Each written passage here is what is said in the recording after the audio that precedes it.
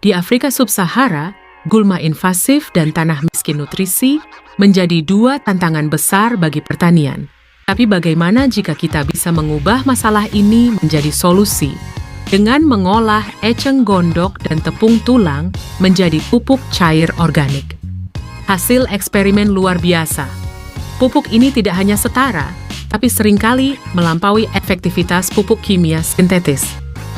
Pertumbuhan vegetatif stroberi meningkat signifikan dan hasil panen melonjak hingga 171 gram per tanaman. Bukan cuma banyak, kualitas buahnya juga lebih manis dan bernutrisi dengan kadar gula dan vitamin C yang tinggi.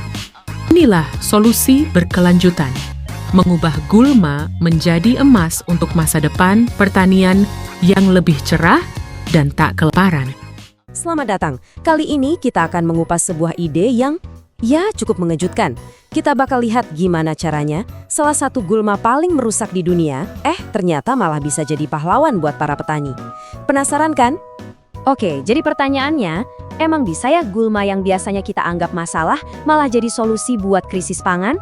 Nah, untuk menjawabnya, kita akan menyelami sebuah studi ilmiah yang keren banget yang mencoba menyelesaikan dua masalah lingkungan raksasa sekaligus. Jadi, cerita kita ini dimulai dari sebuah dilema ganda malah. Ini masalah yang dihadapi banyak sekali tempat di dunia, tapi khususnya di Afrika Sub-Sahara. Coba bayangkan, kita punya dua masalah besar yang seolah nggak ada hubungannya. Di darat, tanah pertanian kita kelaparan, kekurangan fosfor. Padahal fosfor ini ibarat vitamin buat tanaman biar bisa tumbuh. Di sisi lain, di perairan, sungai-sungai kita malah sesak napas karena diserbu gulma invasif. Dan soal fosfor ini bukan main-main loh. FAO sendiri bilang kalau kekurangan fosfor itu jadi penghambat utama hasil pertanian. Ironis ya, di saat tanah kita butuh makan, perairan kita justru kelebihan makanan buat salah satu tanaman paling bandel di dunia. Eceng gondok ini kalau udah tumbuh, bisa menutupi seluruh permukaan air kayak karpet tebal. Ini nggak cuma merusak ekosistem di bawahnya, tapi juga bikin kapal susah lewat dan akhirnya merugikan ekonomi warga sekitar.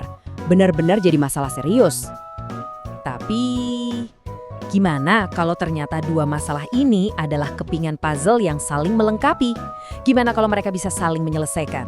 Nah, ini dia ide brilian yang jadi inti dari penelitian yang akan kita bahas. Konsepnya itu kita ubah si eceng gondok ini.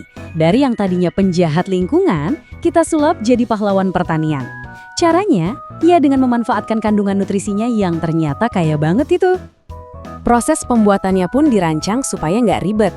Jadi, eceng gondok yang udah dipanen itu dicacah, dikeringkan, terus digiling sampai jadi bubuk. Nah, bubuk inilah yang kemudian dicampur dengan tepung tulang, sumber fosfor alami yang oke punya, lalu direndam di air.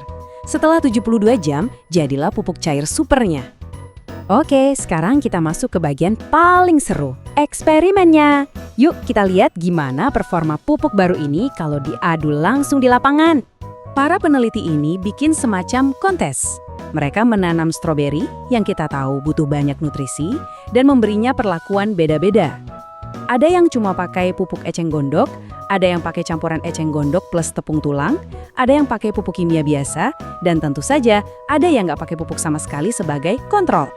Dan biar hasilnya valid, pengujian ini dilakukan di 3 jenis tanah yang berbeda. Ini penting banget untuk memastikan pupuknya bisa diandalkan di berbagai kondisi lahan pertanian tropis. Jadi, gimana hasilnya? Siapa juaranya?